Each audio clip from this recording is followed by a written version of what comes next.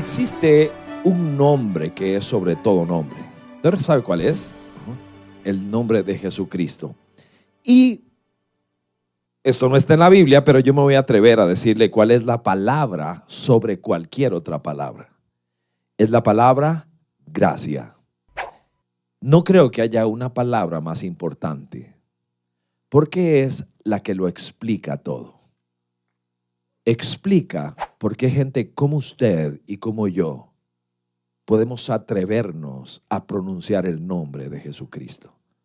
Porque somos redimidos, pero nunca deberíamos olvidar qué es lo que explica que Dios se haya hecho hombre y haya venido a esta tierra a tocarnos con su amor y su poder y su gracia. Es precisamente esa palabra corta pero poderosa llamada gracia. La gracia lo explica todo. Yo no termino de asombrarme. Seguramente los que teníamos una nota en conducta muy baja. Bueno, eso fue lo que dijo Jesús. Dijo que al que mucho se le perdona, mucho canta, mucho levanta las manos de manera genuina. No puede olvidársele nunca de dónde nos sacó. Porque es demasiado hermoso saber, porque no tiene respuesta lógica. Entonces yo me vuelvo a ver y veo mi historia. Muchacho acomplejado, sumamente retraído. Provengo de una familia muy acomodada de allá de San José de Costa Rica, pero no porque tuviéramos plata, es que éramos 8 y vivíamos en un solo cuarto y mi abuela nos acomodaba de una manera tan estratégica. Eran mis 3 hermanas, yo, mi bisabuela, mi abuela, mi papá y mi mamá. 8 en un cuarto sumamente pobre, gracias, muy pobres, con un fenómeno, injertados en un barrio de clase media. Y la última isla de pobreza extrema era el patio de vecindad donde nosotros vivíamos. 8 familias en 8 cuartos desvencijados que compartíamos un mismo servicio sanitario. Muy pobres. Mis amigos de afuera me lo hacían saber. Nos hacían saber, sabe que un jovencito, un niño puede ser altamente cruel, ¿verdad? Esos eran especialistas para hacerme saber que no éramos iguales. Se reían de mi ropa rota, de todas las carencias que teníamos, de las latas herrumbradas que eran la entrada a nuestros patios, a nuestros cuartos ahí en ese patio de vecindad. Así que desarrollé estrategias de supervivencia y anhelaba hacer todo lo que se suponía que hacía una persona, pues para poder ser alguien. Entonces, de alguna manera era violento, me daba a valer porque jugaba mejor fútbol que mis amigos. Traté de imitar a mi padre, así que me convertí desde muy joven en una persona promiscua, porque suponía que eso me hacía hombre. Así que terminé en el médico tratando de curarme. Una vida complicada. Muy joven, le decía ayer a los hombres, amenazado de muerte por un esposo celoso. Una vida compleja, desde muy temprano. Así que quiero hablar de la gracia, porque es la que lo explica todo. Es la que explica por qué estamos aquí. Es la que lo explica. Y quisiera utilizar Juan capítulo 8, que es un texto que se rehusó a quedar perdido.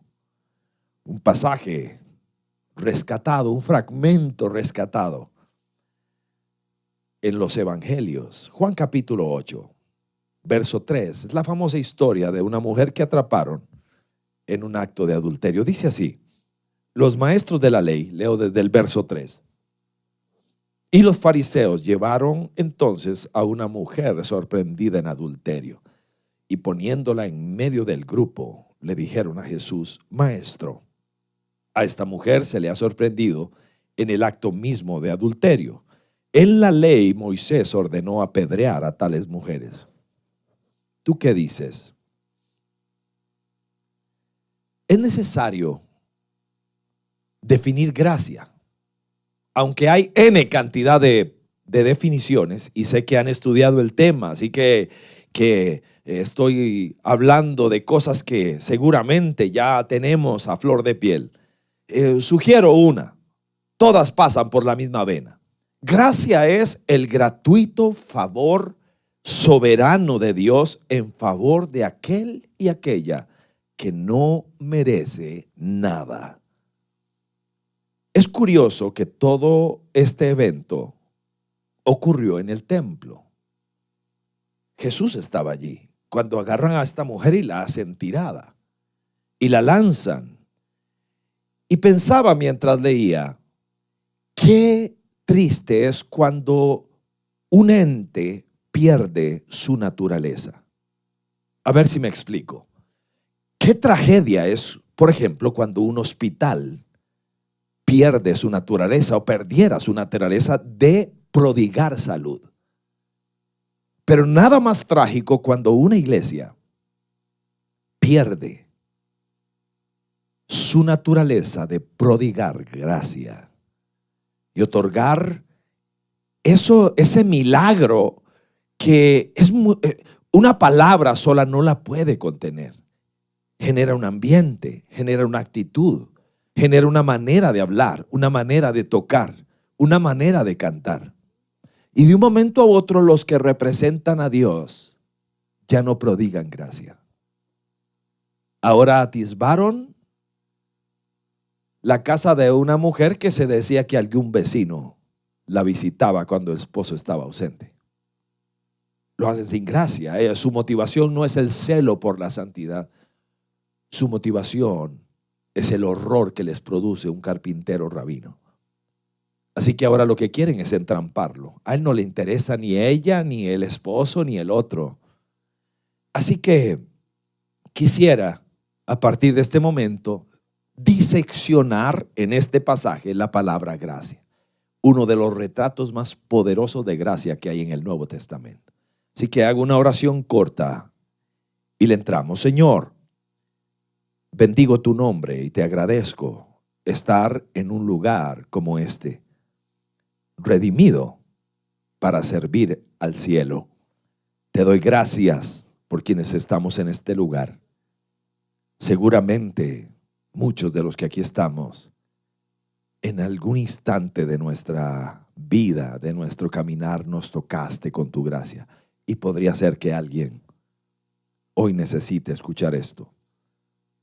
Pero sin duda todos necesitamos seguir creciendo en la gracia de Dios. En el nombre de Jesucristo, por tu palabra y por tu espíritu, que venga vida a nuestro ser. Que así sea. Amén. Bien, algunos conceptos quiero compartir con usted de la gracia, extraídos de este pasaje, exprimidos de este pasaje. Primero que nada, la primera frase que quisiera compartir con usted es que la gracia es más determinante que mi pecado. Esa es la primera gran verdad que yo quisiera compartir con usted. El verso 4 dice de esta manera, dice, le dijeron a Jesús, maestro, a esta mujer, gracias, a esta mujer se le ha sorprendido en el acto mismo de adulterio. Pensaba para mí, qué curioso, todo el mundo tiene una historia. Todos nosotros tenemos una historia. La maldad humana, no importa el apellido que tenga, es la razón por la cual Dios actúa con gracia. Esta es una escena de gracia en general. Es una escena de gracia hacia la mujer, quien va a ser tocada por el perdón de Dios. Hacia los fariseos, la gracia los está invitando a reflexionar. Y es un acto de gracia hacia nosotros, porque el Espíritu Santo espera que nos identifiquemos, porque la historia de esta mujer, de alguna manera, es su historia y la mía. La gracia nos expone al único que pudiendo juzgar, sentenciar, inclusive apedrear, elige no condenar. Porque Él no vino a tirar piedras. La iglesia tira piedras de vez en cuando, pero Él no vino a eso. La gracia me encausa a ocuparme en primer lugar de mí mismo. Registra este pasaje que quienes tenían piedras en la mano terminaron tirándolas al piso, porque Jesús preguntó: ¿quién estará libre de pecado? Nosotros tenemos que entender este concepto poderoso. Cada día asimilarlo más. Es imposible que alguien sea realmente doctor en gracia. Es un concepto demasiado grande que nos tomará la vida poder entender cómo ese Dios santo se dignó a vivir al barrio, venir a vivir al barrio con nosotros y tocarnos y perdonarnos.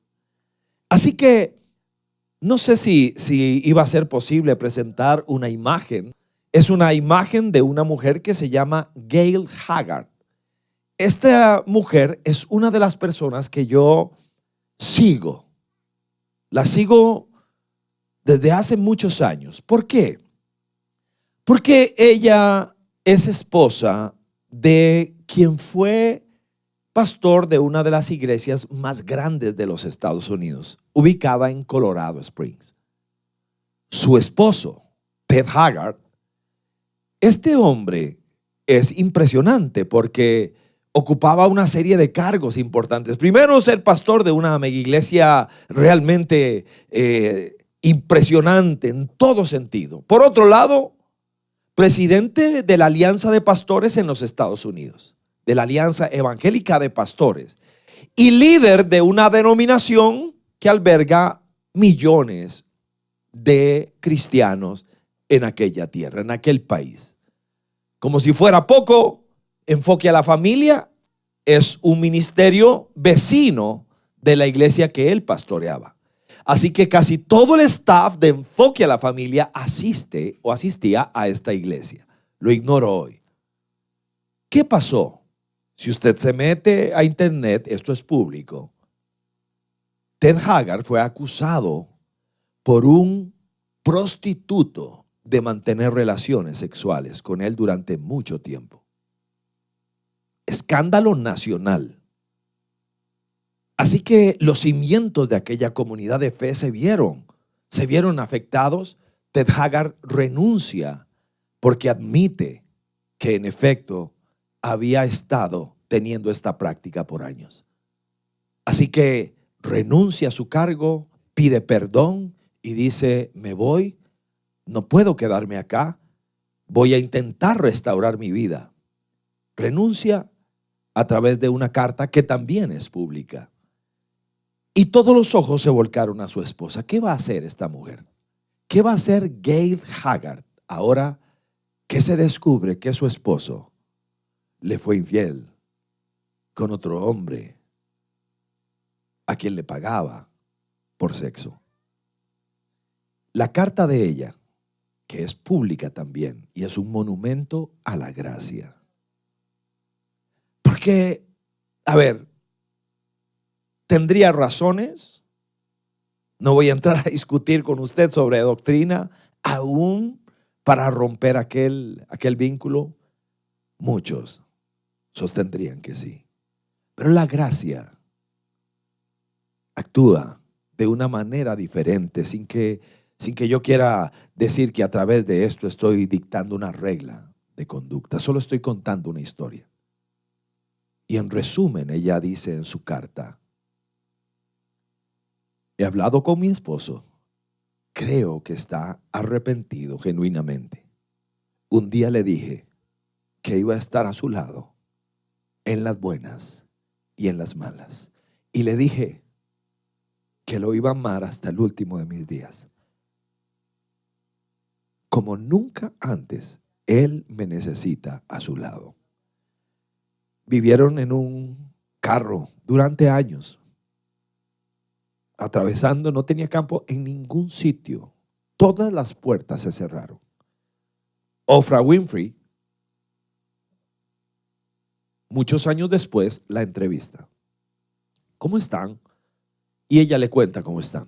Esto está en el internet.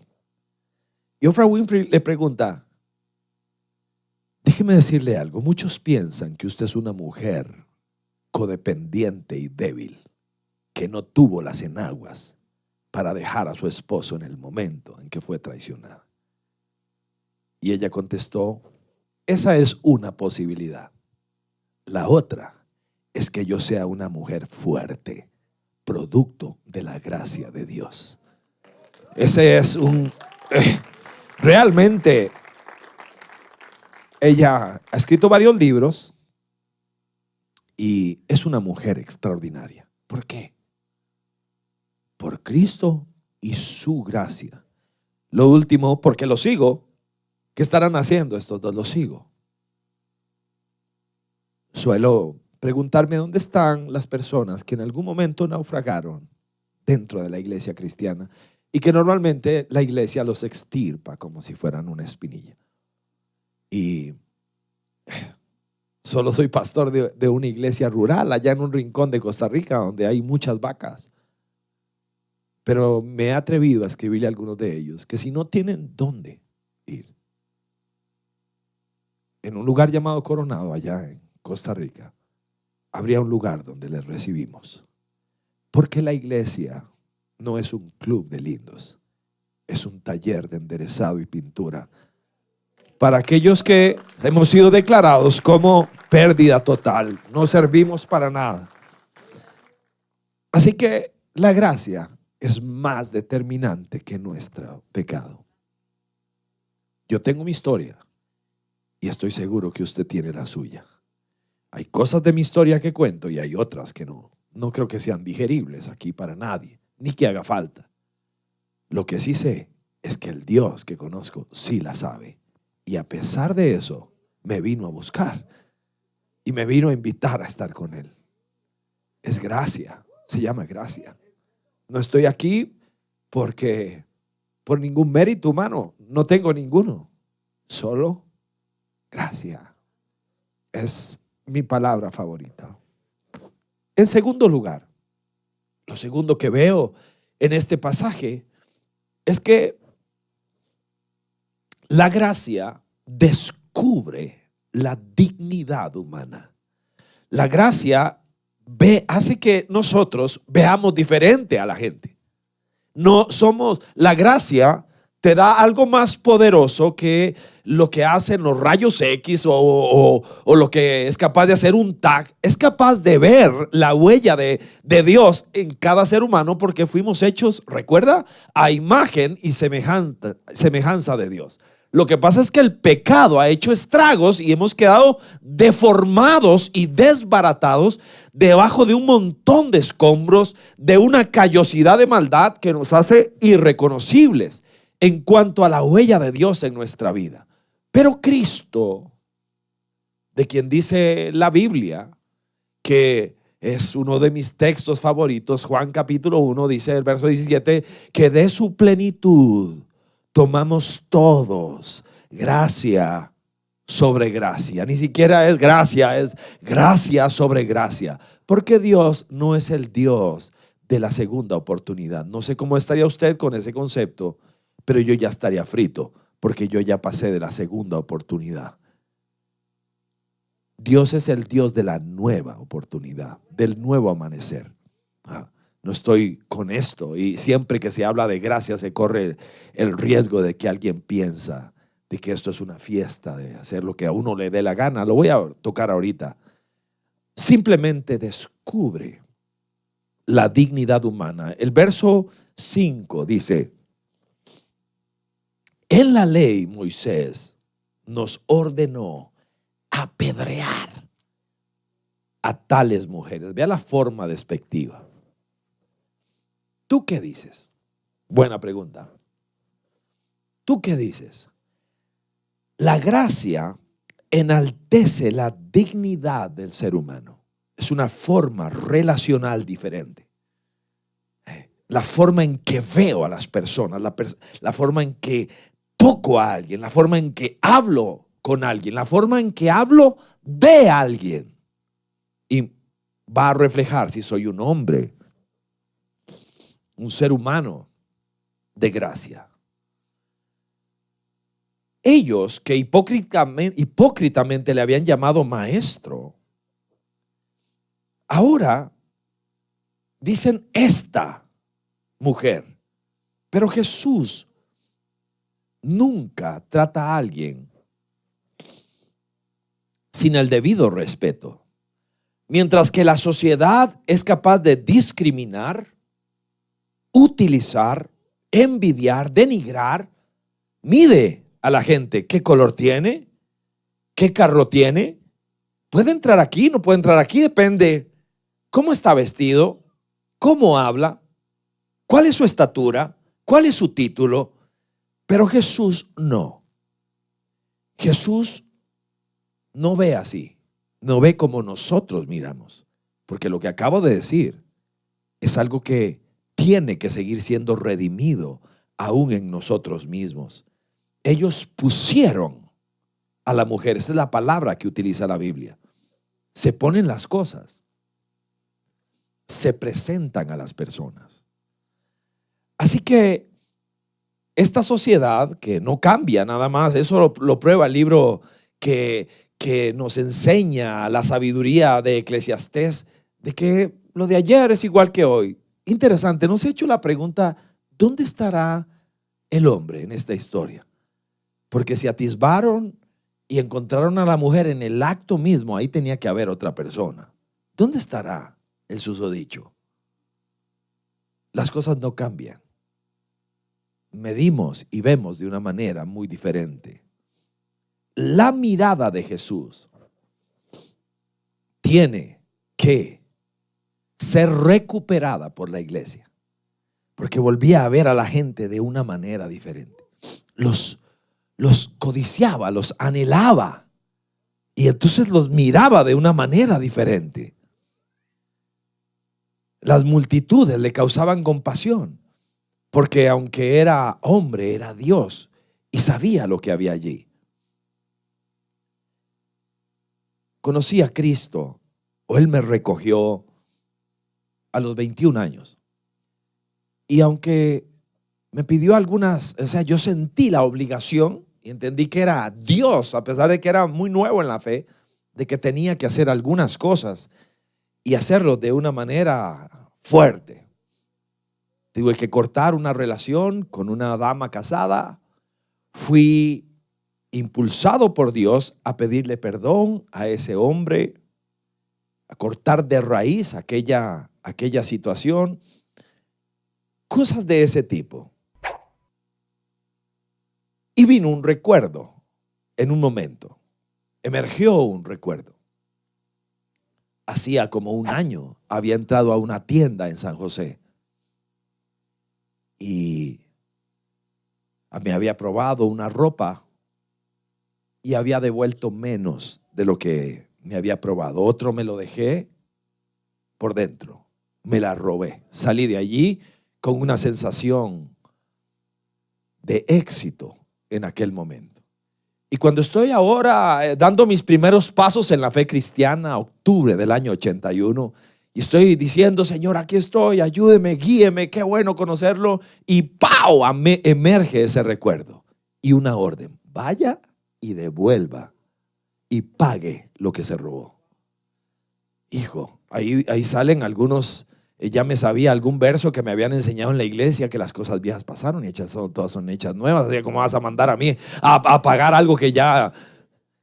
Pero era sencillo: vaya y pague eso.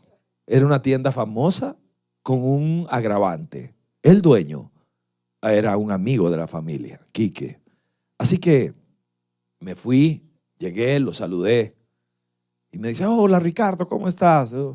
Bien, ¿puedo hablar con usted un momento en privado? Y, vamos, ¿qué pasó, Ricardo? Y le digo: mire, no sé si usted me va a entender, pero estoy tratando de caminar con Dios y entiendo que una de las cosas que tengo que hacer es venir y pedirle perdón, porque ya le cuento que hace un año yo me robé unas cosas de acá. Así que vengo a pedirle perdón, uno, y vengo a pagarle lo que le debo. Y él se queda así como sorprendido, así que me pregunta que qué era, y ya le cuento de qué se trataba, y él no recordaba bien, me cobra, le pago. Y se queda viéndome y me dice: Ricardo,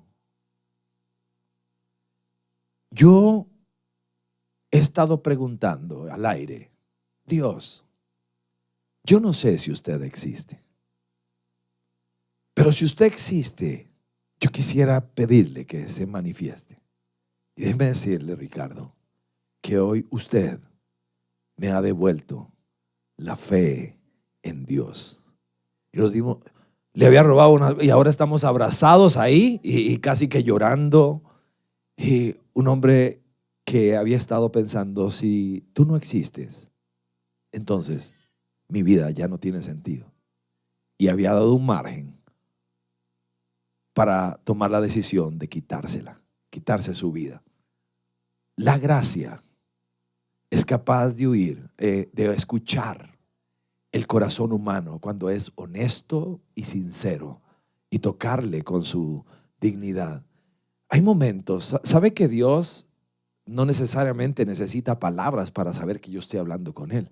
El autor de Lamentaciones dice algo como esto, dice: por favor, Señor, no escondas tu oído al clamor de mis suspiros. Es algo así como que no puedo con mi vida, entonces, y eso es lo que le mando a Dios. Ve a ver cómo se la juega porque no puedo hablarle, estoy mal. Y Dios es capaz de escuchar aún un suspiro poderoso, ¿sí?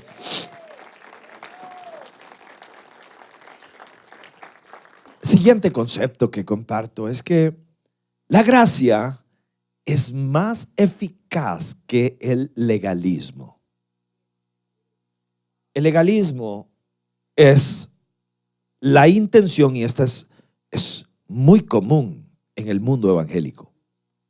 El legalismo es un intento muy humano de satisfacer a Dios, pero nos aleja de la gracia. De hecho, Pablo dedica una de sus cartas enteras, Gálatas, a este tema, porque los legalistas siempre han o hemos existido, porque todos tenemos algo de esto en alguna medida.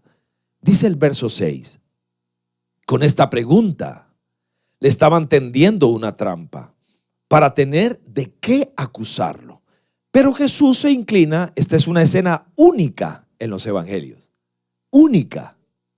Jesús se inclina y con el dedo comienza a escribir en el suelo. Y como ellos lo acosaban a preguntas, Jesús se incorporó y les dijo: aquel de ustedes que esté libre de pecado, que tire la primera piedra. Y se vuelve a inclinar y de nuevo sigue escribiendo en el suelo. Al oír esto, se fueron retirando uno tras otro, comenzando por los más viejos, hasta dejar a Jesús solo con la mujer que aún seguía allí. El legalismo es, y esta es la esencia de Gálatas, el legalismo es la negación de la gracia. Es cuando yo me propongo delante de Dios con mi propia justicia, de alguna manera. Pero la única justicia que el cielo acepta es la que se describe en Romanos 5, cuando dice que justificados pues por la fe, tenemos paz para con Dios por medio de nuestro Señor Jesucristo. No es mi justicia, no es que hago, no es que di, no es que es Cristo, es su sangre. Así que la gracia avergüenza, aplasta el legalismo. La gracia de Dios va delante de nosotros, va delante del que no quiere y lo hace querer, va delante de quien sí quiere y lo hace crecer.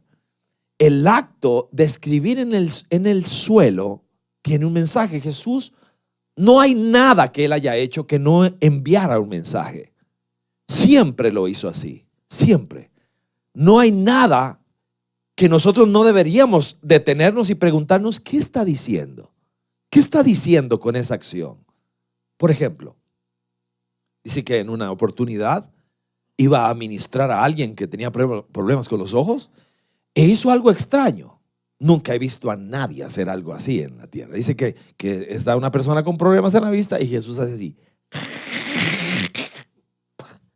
y tira una saliva y luego con el dedo hace barro. Yo nunca, es más, si yo fuera a orar por usted y cuando usted le pido cierre sus ojos y usted oye, yo le aseguro que usted, aunque sea uno, abre así. ¿Qué está pasando aquí? Jesús agarra barro y unta. La conclusión lógica cuando uno se pregunta, sin batear, no sé si aquí se dice batear, sin inventar, sin casaca. Espero que haya dicho lo que. Ok, sin casaca. Lo que Jesús está diciendo ahí es, quiero decirles quién está en este lugar. Está el Creador. Eso es lo que Él está diciendo.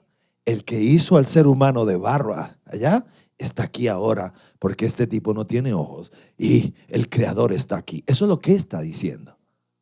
Nunca repitió, todo lo hizo con intención. Aquí hay una intención y tengo que descubrirla sin casaquear. Entonces, la especulación, que es un arte evangélico, decimos lo que, pero un principio de interpretación bíblica es que la Biblia se explica a sí misma. Es que tengo que buscar en la palabra algo que me diga qué está pasando allí. Lo que está pasando aquí es esto. Una vez más, Él está respondiendo a quienes le dicen, Moisés dijo. Y Él lo que está haciendo es diciéndoles, no me digan qué fue lo que dijo Moisés. Porque Moisés lo único que hizo fue repetir lo que yo escribí. Vea lo que dice Éxodo 31:18.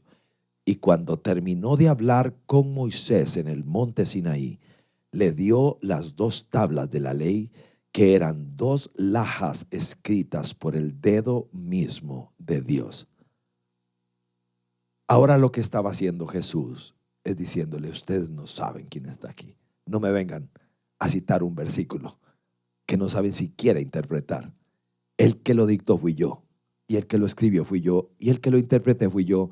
Y en la revelación total del libro de Hebreos, donde se habla del nuevo pacto, que es un pacto maravilloso, y uno de sus incisos principales, Hebreos capítulo 8, dice que Dios ahora ya no escribe en tablas de piedra, ahora escribe en el corazón de la gente.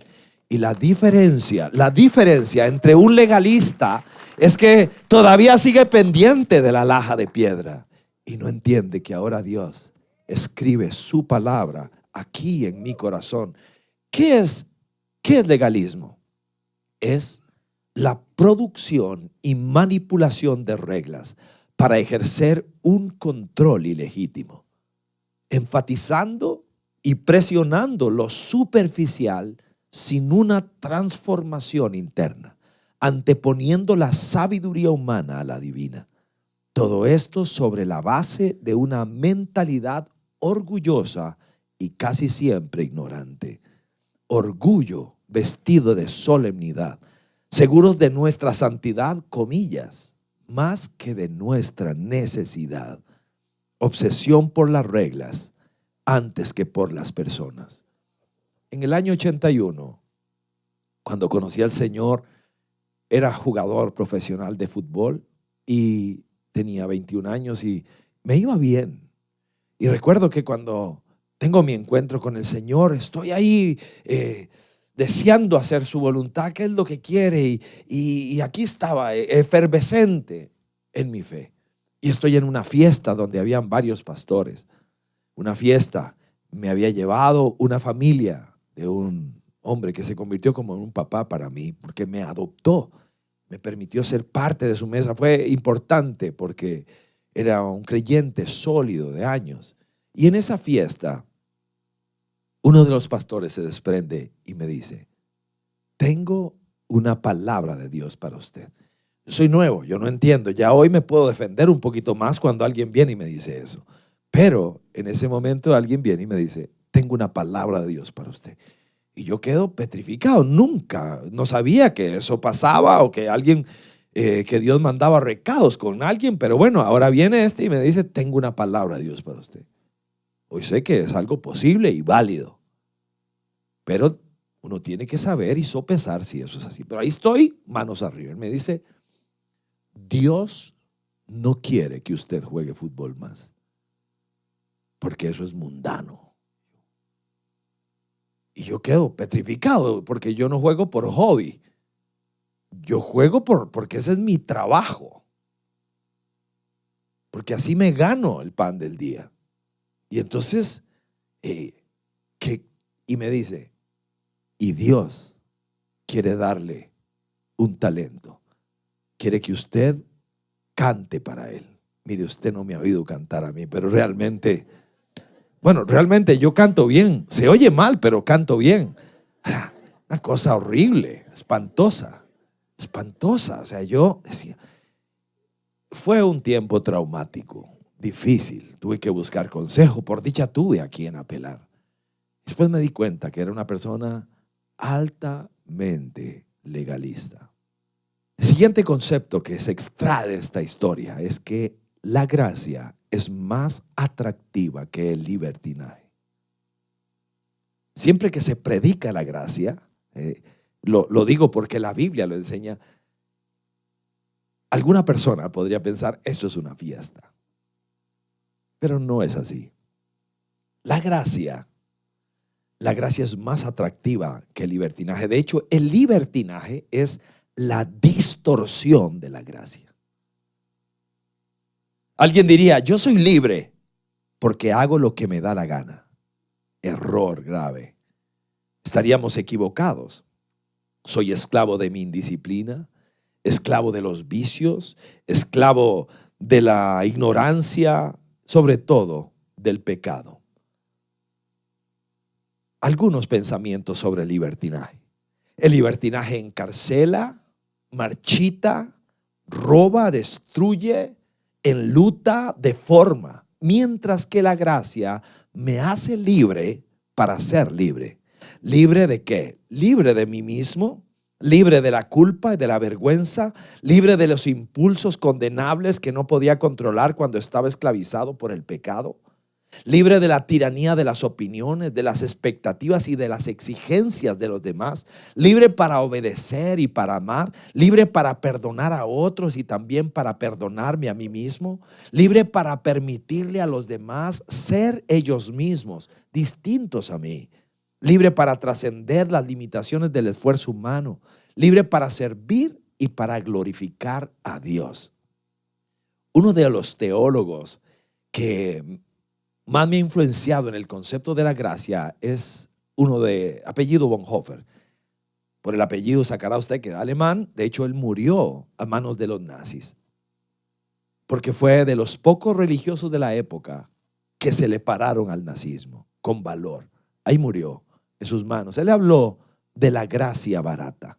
Había hablado mucho de la gracia, pero habló de la gracia barata. Y dijo esto, escribió esto: gracia barata es predicar perdón sin arrepentimiento. Es bautismo, predicar bautismo sin disciplina. Se refiere a conocimiento. Comunión sin confesión. Es gracia sin discipulado, gracia sin cruz, gracia sin Jesucristo.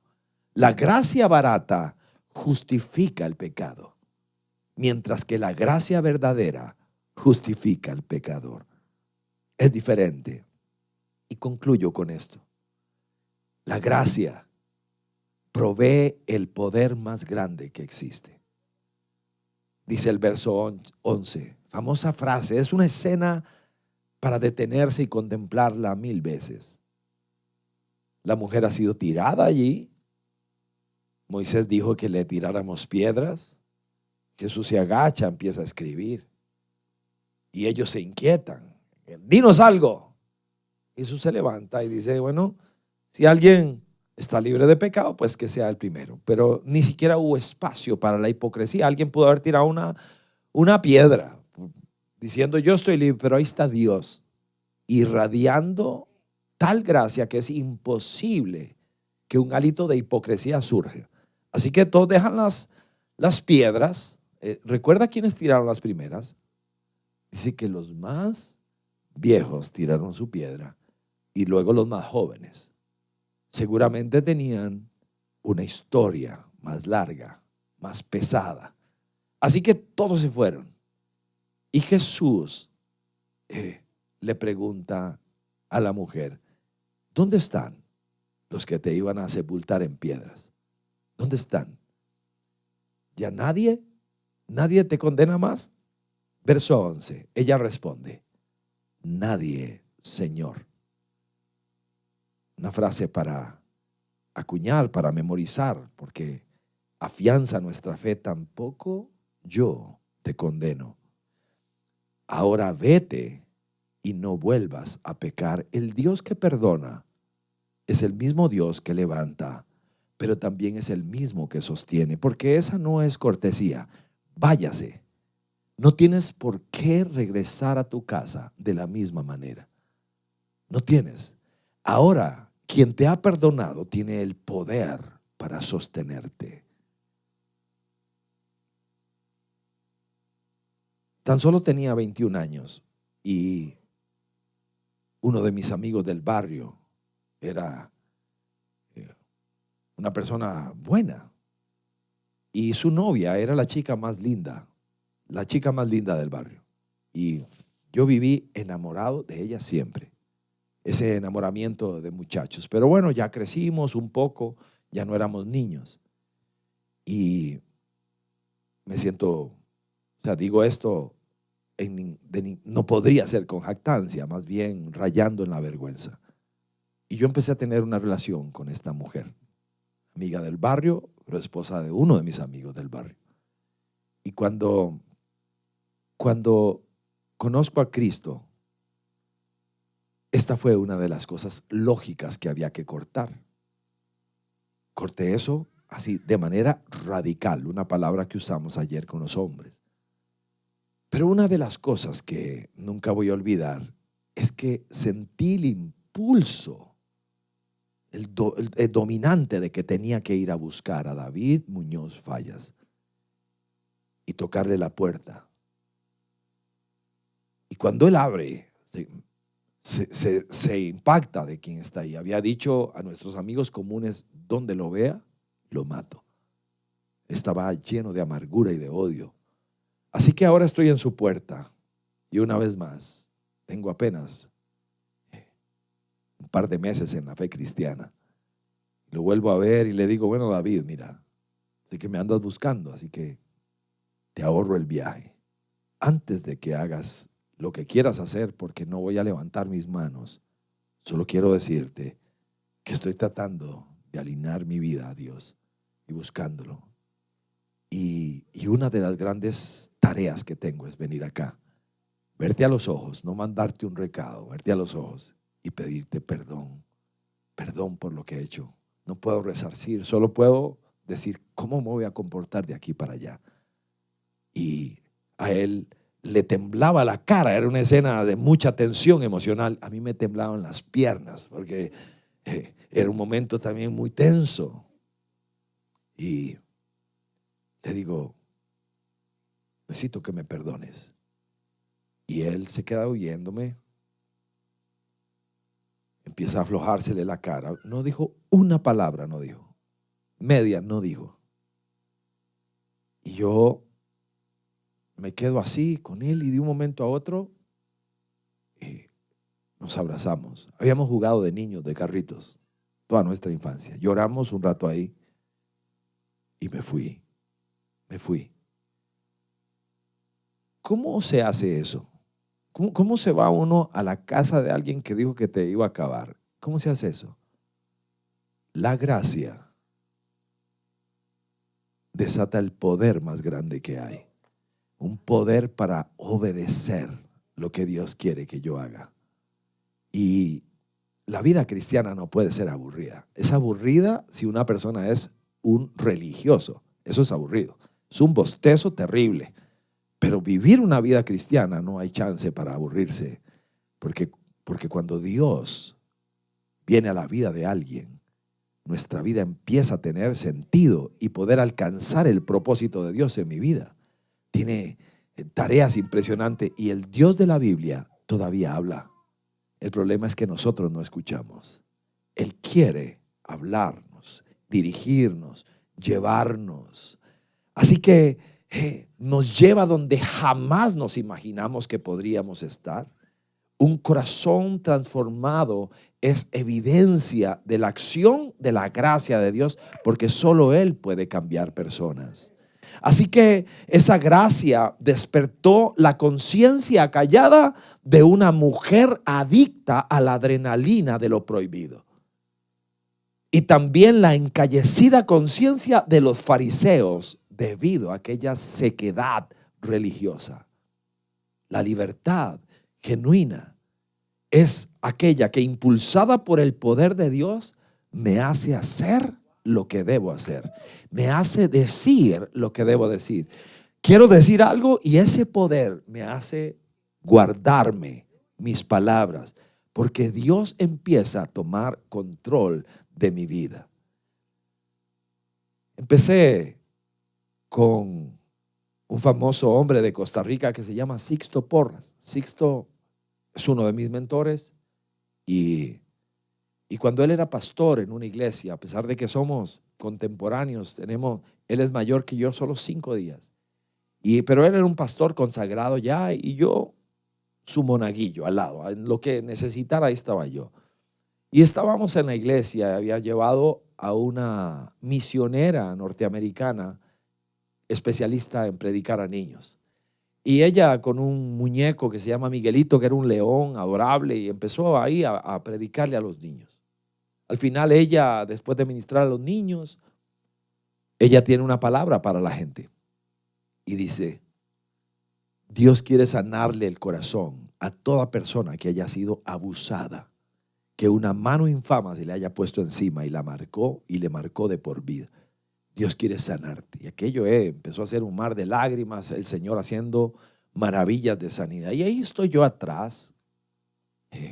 Solo soy uno más de los que apoyan a Sixto en su trabajo ahí.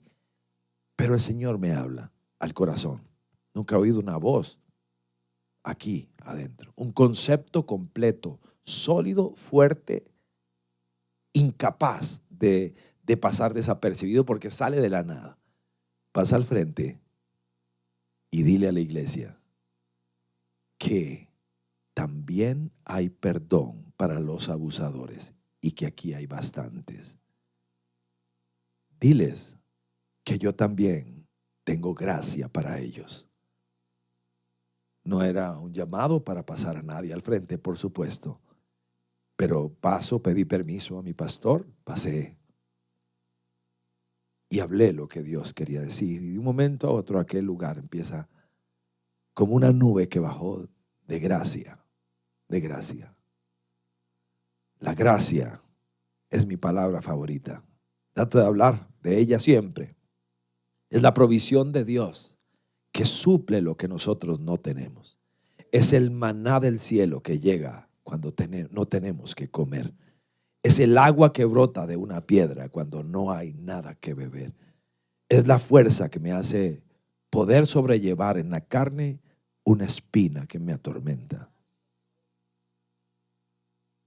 El hombre llegó, era enorme, con unas manos gigantescas. Después supe que era un camionero. Y había dicho, ¿quién es el pastor aquí? Malcriado, ceño fruncido, amedrentante. ¿Quién es aquí el encargado? Preguntaba en Vida Abundante. Y los mujeres le trajeron conmigo. Tenía que mirarlo para arriba así porque era realmente un tipo enorme. Me dice, tengo una pregunta para usted. Todo esto golpeado así feo. Tengo una pregunta para usted. Dígame, Señor. Me dice, cometí un grave error. Un grave error. La gente del barrio literalmente me quería linchar porque tenía que ver con algo que le enseñó a los niños del barrio, incluyendo a su hijo, en su casa, lo que les puso en el televisor. Estoy demandado, me quieren linchar los vecinos, mi esposa me echó de la casa, nadie quiere saber conmigo nada de mí. Así que tengo una pregunta para usted. en una iglesia como esta hay lugar para alguien como yo? Esa pregunta me quemó la vida. Aquí la tengo pegada. Después de los años, cuando lo veía entrar por la puerta de la mano de su esposa, ambos enamorados de Jesucristo, restaurados. La iglesia no es un club de lindos, es un hospital.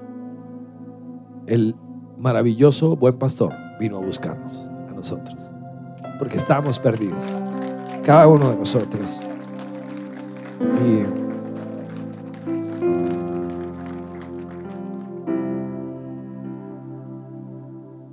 solo le pido a Dios que la iglesia pueda, en cualquiera de sus manifestaciones, en un cine. ¿Sabe dónde ministra Ted Haggard hoy? Regresó al pastorado reciente. Le prestaron un establo ahí en Colorado, un establo, y sale la foto y un par de decenas de personas atienden a la iglesia. Alguien diría, nunca debería volver a predicar. No sé. Yo lo único que sé es que lo único que explica todo es la gracia de Dios. Él no lo merece, yo no lo merezco, Tony no lo merece, ninguno de nosotros lo merece. Lo explica la gracia de Dios. Usted se pone de pie y me permite cerrar con una oración. Es tu forma de mirar, viendo todo bien o mal. Aún así, Él cubre mi pesar por probar su fidelidad. Fidelidad, su fidelidad tan profunda, tan real.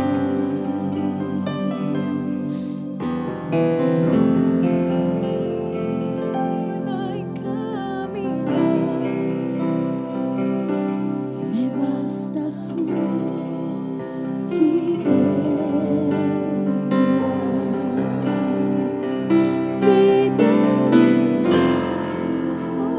su fidelidad tan profunda, tan real.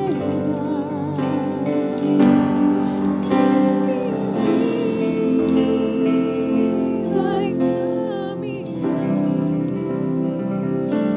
me basta su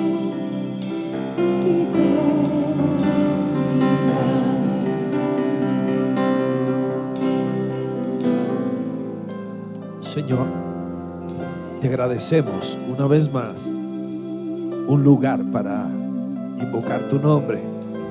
Prometiste que si dos de ustedes o tres se ponen de acuerdo y se reúnen en mi nombre, no voy a faltar, ahí voy a estar. Y tú vienes, Señor, lleno de gracia, lleno de verdad. Te describe el Evangelio de Juan en el capítulo 1. La ley la trajo Moisés, pero la gracia y la verdad la trajo Cristo. Y hoy queremos pedirte un bautismo de gracia en nuestro corazón y en nuestro espíritu, que yo pueda crecer en ella, amar a través de ella. Señor, no importa si tuviese alguien 50 años en la fe o si esta es la primera vez que alguna persona está aquí sentada. Todos te necesitamos y todos estamos urgidos gracia de Dios que lo explica todo.